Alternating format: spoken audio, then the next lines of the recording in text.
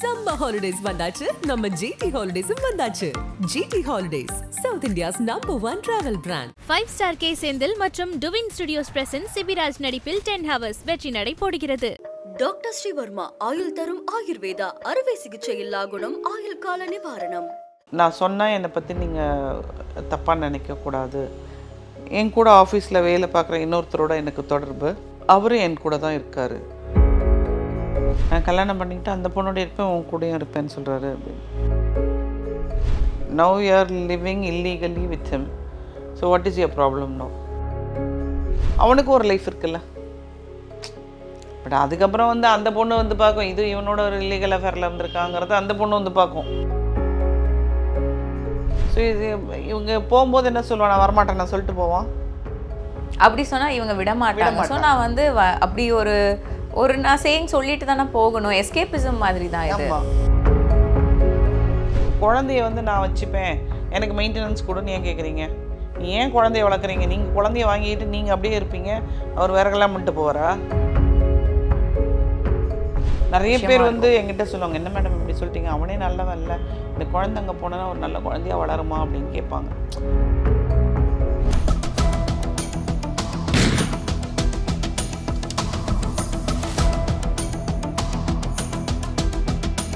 இப்போ வந்தது ஒன்று இருக்குது, ரீசன்ட் நியூ ஸ்டோரி. ஆனால் இது கொஞ்சம் வித்தியாசமாக, அதான் இந்த பொண்ணு மாதிரி அவங்க வரல, பட் அவங்க கொஞ்சம் உண்மையை சொல்லிக்கிட்டு வந்தாங்க. ஒரு married woman, she has got a child. அவங்க தான் எங்கிட்ட வந்தாங்க. வந்துட்டு இந்தமாரி உங்களுக்கு நான் சொன்னால் என்னை பற்றி நீங்கள் தப்பாக நினைக்கக்கூடாது அப்படின்னு சொல்லிட்டு இருந்தாங்க. என்ன அப்படின்னு கேட்டேன். சரி, நான் கல்யாணம் ஆகிடுச்சி, எனக்கு ஒரு பையன், எங்கள் வீட்டுக்கார் வேலைக்கெலாம் போகல, நான் அவர் கூட வாழலை, டிவோர்ஸும் வாங்கலை, குழந்தைய வச்சுட்டு நான் தனியாக இருக்கேன். என் கூட ஆஃபீஸில் வேலை பார்க்குற இன்னொருத்தரோட எனக்கு தொடர்பு, அவரும் என் கூட தான் இருக்கார். இப்போ எல்லாத்தையுமே சொல்லிட்டாங்க. என்னம்மா பிரச்சனை இப்போ உங்களுக்கு அப்படின்னு கேட்டேன். இல்லை, அவர் ஒரு கல்யாண பத்திரிக்கை கொண்டு வந்திருக்காரு, நான் கல்யாணம் பண்ணிக்க போகிறேன்னு சொல்கிறாரு. நான் கல்யாணம் பண்ணிக்கிட்டு அந்த பொண்ணோட இருப்பேன், உன் கூடயும் இருப்பேன்னு சொல்கிறாரு அப்படின்னு. உடனே நான் கேட்டேன், இதில் உங்களுக்கு என்ன அப்ஜெக்ஷன் இருக்குது? You have not taken divorce from your first husband. Now you are living illegally with him. So what is your problem now? இல்லை, எனக்கு அந்த பத்திரிக்கையில் இருக்கிற அட்ரஸ், அந்த பொண்ணு அவங்க அட்ரஸ் கேட்டால் நான் அவங்கக்கிட்ட போய் பேசிட்டு நான் சொல்லிவிடுவேன், நான் இவரோட வாழ்கிறேன் அப்படின்னு சொல்லிட்டு அந்த கல்யாணத்தை நிறுத்திடுவேன். நீங்கள் சொன்ன மாதிரி லாஜிக்கலாக பயங்கரமாக ராங்கான விஷயம். நீங்கள் ஒரு வாழ்க்கையை வாழ்ந்துட்டு அந்த வாழ்க்கை வேண்டான்னு இன்னொருத்தங்களை வாழ்கிறீங்க. ஆனால் அவங்களுக்கு ஒரு பர்சனல் லைஃப்னு ஒன்று இருக்குது. ஆனால் அவரும் எப்படி நான் அவங்க கூடயும் வாழ்கிறேன், இவங்க கூடயும் வாழ்கிறேன் அப்படின்ற ஒரு பேலன்சிங் லைஃப்லாம் பாசிபிளே கிடையாது. நான் அதுக்கப்புறம் நான் சொன்னேன், இவங்களுக்கு ஐ tent take up the case. நான் இவங்களுக்கு உட்காந்து கவுன்சிலிங் தான் கொடுத்தேன். நான் சொன்னேன், நீங்கள் நினைக்கிறது தவறு. அவரும் இந்த மாதிரி அந்த பொண்ணுடைய இருப்பேன் இந்த பொண்ணுடைய இருப்பேன்னு சொன்னாரான்னு கேட்டேன். இல்லை, எனக்கு என்னமோ விட்டுட்டு போயிடுவோன்னு பயமாக இருக்குது அப்படின்ச்சு. நீ தனியாக வாழணும்னு வந்துட்ட, நீ வேலை பண்ணுற, உனக்கு ஒரு குழந்தை இருக்குது, கடவுள் ஒரு சான்ஸ் கொடுத்துருக்காரு, அவனுக்கு ஒரு தனியாக லைஃப் அமைய போகுது, அவனை விட்டுட்டு எப்படி நான் அவனை விட்டுட்டு இருக்கிறது?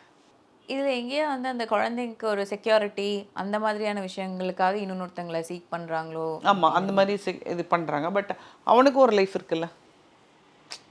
பட் அதுக்கப்புறம் அந்த பொண்ணு பார்க்கும், இது இவனோட ஒரு இல்லீகல் அஃபேரில் வந்திருக்காங்கிறத அந்த பொண்ணு பார்க்கும். ஸோ இது ஒரு செயின் ஆஃப் மிஸ்டேக்ஸ் நடந்துக்கிட்டே இருக்குது நம்ம சொசைட்டியில். அப்போது நான் கேட்டேன், நீ நல்லா உட்காந்து யோசிச்சுப்பார், நீ கேட்குற விஷயம் மிக மிக தவறான ஒரு விஷயம், நீயே எடுத்துகிட்டு போய் பண்ண வேண்டியதானே இந்த விஷயத்தை அப்படின்னு கேட்டேன். நானே எடுத்துகிட்டு போய் பண்ணால் அப்புறம் அவன் என்கிட்ட வரமாட்டானே. அதாவது கூழுக்கும் ஆசை மீசிக்கும் ஆசை. அவன் கல்யாணம் பண்ணிக்க போகிறது, he is very stubborn, he is going to get married. He is going to get marriedனா அவன் ஒரு பாயிண்ட் ஆஃப் டைமில் he has realized his mistake. So இது இவங்க போகும்போது என்ன சொல்லுவான், நான் வரமாட்டேன் நான் சொல்லிட்டு போவான்.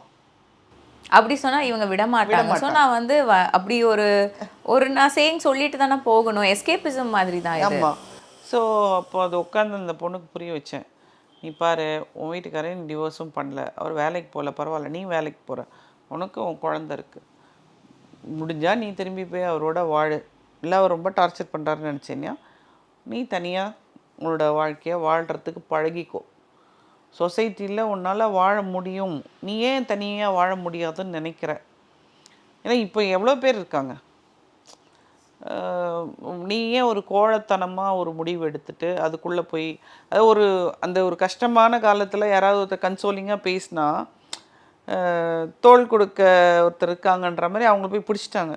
பட் அவர் ரியலைஸ் பண்ணி அதுலேருந்து வெளியே ஏன்னா ஏஜ் வைஸும் பார்த்திங்கன்னா இவங்களுக்கு அதிக வயசு, இந்த அம்மாவுக்கு, அவனுக்கு கம்மி வயசு. ஸோ அப்படி இருக்கும்போது ஹவு கேன் யூ எக்ஸ்பெக்ட்?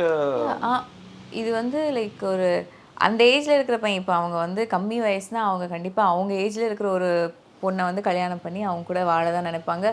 தன்னோட ரொம்ப எல்டராக இருக்கவங்க கூட வந்து ஒரு ரிலேஷன்ஷிப்பில் இருக்க யாருமே விரும்ப மாட்டாங்க. ஏன்னா அவங்களுமே அந்த சொசைட்டி பற்றி ஒரு கன்சர்னில் இருப்பாங்க, என்ன பேசுங்கிற ஒரு விஷயம் இருக்குது. இதெல்லாம் கொஞ்ச நாளைக்கு தான். இப்போ இவங்கெல்லாம் இந்த மாதிரியான ஒரு நம்பிக்கையில் வாழ்கிறாங்கல்ல, ஒரு குறிப்பிட்ட காலகட்டம் வரைக்கும் அது வந்து அவங்களுக்கு இனிப்பாக இருக்கும். அதுக்கப்புறம் சொசைட்டின்னு ஒன்று, நீ சொசைட்டி இல்லாமல் வாழ்ந்துட முடியாது. 2 பேர் போய் காட்டில் வாழ முடியுமா? முடியாது. அது மாதிரி நீ எத்தனை நாளைக்கு ஒளிஞ்சு வாழுவீங்க நீங்கள்? ஸோ சொசைட்டியை நீங்கள் ஃபேஸ் பண்ணி ஆகணும். இருக்கக்கூடிய எல்லாரோடையும் நீங்கள் பேசி ஆகணும். சொந்த பந்தங்கள் இருக்குது, நட்பு வட்டாரங்கள் இருக்குது, ஆஃபீஸ் இருக்குது, அக்கம் பக்கத்தில் இருக்கவங்க இருக்காங்க. இந்த சொசைட்டி இல்லாமல் மனிதனால் வாழ முடியாது. அப்போ அந்த சொசைட்டிக்காக நான் ஏன் பண்ணணும் அப்படின்னு ஒரு காலகட்டத்தில் நிறைய விஷயங்கள் நம்மளாம் கேட்டிருப்போம். பட் அந்த சொசைட்டி இல்லாமல் நம்மளால் வாழ முடியுமா? ஸோ சொசைட்டியோடு ஒத்து வாழ பழகிக்கணும் நம்ம. இது வந்து புரிஞ்சுக்கணும். நிறைய தப்பு செய்கிறவங்களாம் இதை புரிஞ்சுக்கணும். என்னன்னு கேட்டிங்கன்னா, இவங்களோட லைஃப் மாத்திரம் இல்லை, அந்த பையனோட லைஃப் மாத்திரம் இல்லை, இவங்களோட குழந்தைகளுடைய வாழ்க்கையும் பாதிக்கப்படுது, குடும்பங்களுடைய வாழ்க்கை பாதிக்கப்படுது. அப்போ அந்த குடும்பத்தில் வேறு ஏதாவது பொண்ணு இருக்கோ பையன் இருக்கோ அந்த வீட்டில் வந்து எடுப்பாங்களா? எடுக்க மாட்டாங்க. ஸோ இந்த ஒரு விஷயத்தை புரிஞ்சுக்கவே அதாவது குதிரை கடிவாளம் பட்ட மாதிரி அவன் அவ்வளோதான் அப்படி இருக்காங்க. அது இருக்கக்கூடாதுங்கிற இந்த திருமணம் என்பது நான் வந்து அவனை மட்டும் தான் கல்யாணம் பண்ணிக்கிறேன்னா இல்லை, நீ அந்த குடும்பத்தையுமே அக்செப்ட் பண்ணிக்கிற. ஸோ அதோட ஒத்து வாழ பழகிக்கணும் நம்ம.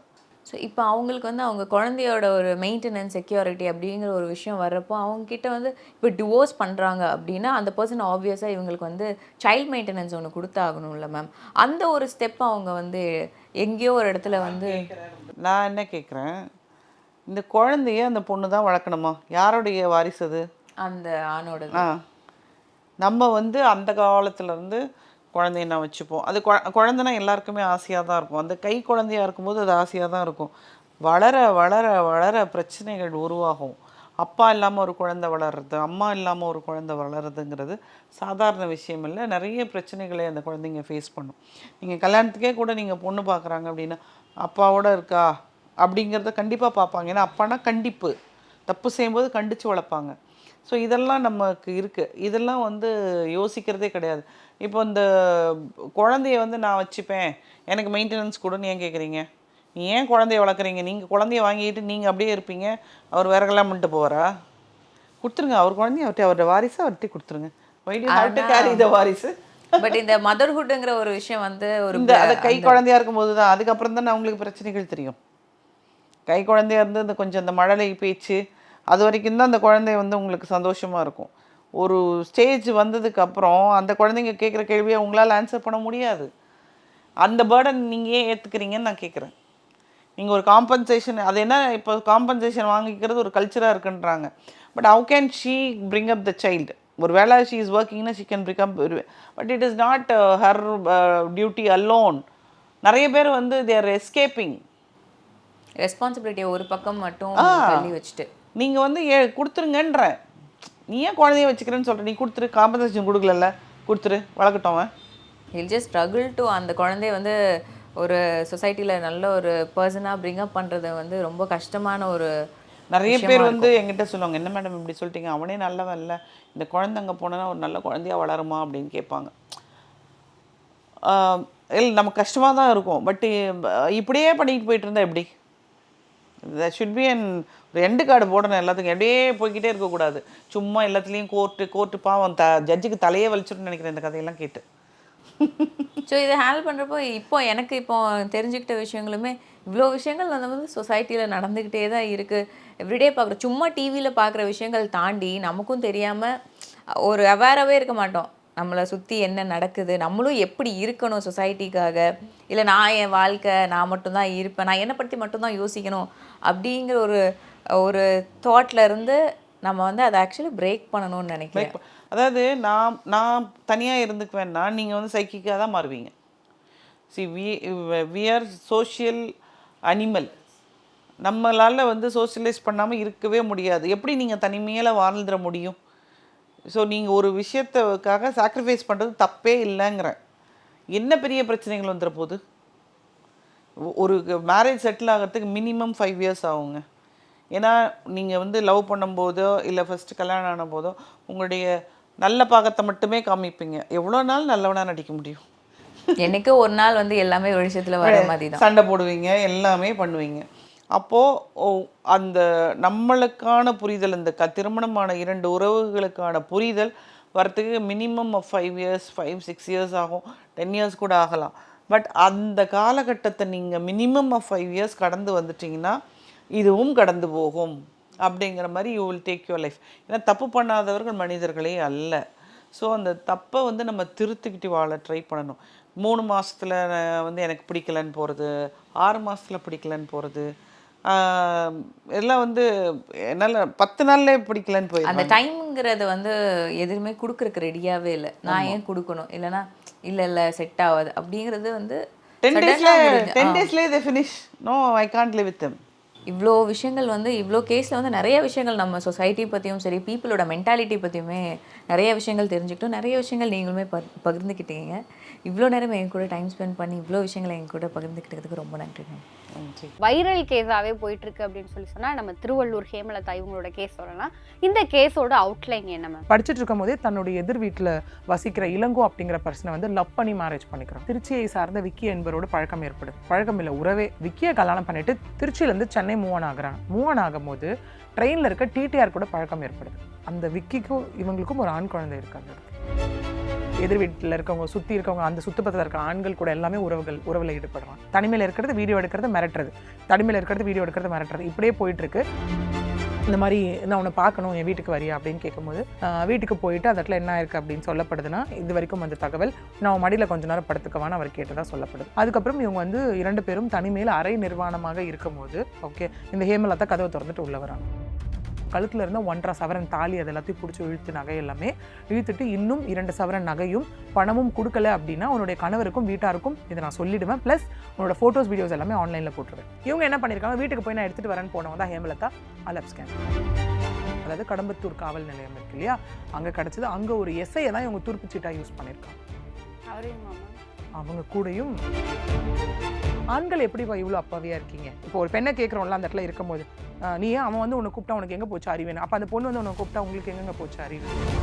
பெண்களுக்கு தான் நிறைய டேர்ம் வச்சுருக்கோம் இந்த இடத்துல, என்ன உத்தமி பத்தினி அப்படியெல்லாம் நிறைய வச்சுருக்கோம், கருப்புன்னு. அதே மாதிரி ஆண்களுக்கு ஏதாவது டேர்ம் இருக்கா? உத்தமன் பத்தனன் எதுவுமே டேர்ம் கிடையாது இந்த இடத்துல. இதை வந்து கம்ப்ளைண்ட்டாக ரெஜிஸ்டர் பண்ணியிருக்காங்க. எங்கன்னா தாலுக் போலீஸ் ஸ்டேஷன் திருவள்ளூரில் வந்துட்டு கம்ப்ளைண்ட் ரெஜிஸ்டர் பண்ணப்பட்டுச்சு. இது ஃபஸ்ட்டாக இவங்க சொல்கிற அலிகேஷனுக்கு இவங்ககிட்ட என்கொயரியும் நடத்தும் போது அப்போ அந்த இடத்துல தான் நிறைய ஃபால்ஸ் கம்ப்ளைண்ட்ஸ் வெளில வர ஆரம்பிக்கும். பாலியல் வலையில் சிக்க வச்சு, தன்னுடைய ஆசை வலையில் சிக்க வச்சு எல்லாரும் வீடியோ எடுக்கணும். ஃபுல்லாக கம்ப்ளீட் பேக்ரவுண்ட் இது போகணுன்னா இப்போ அவங்களுக்கு ஏஜ் 33.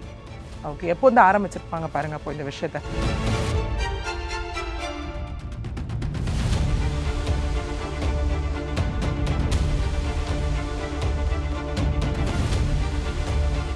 சம்மர் ஹாலிடேஸ் வந்தாச்சு, நம்ம ஜிடி ஹாலிடேஸும் வந்தாச்சு.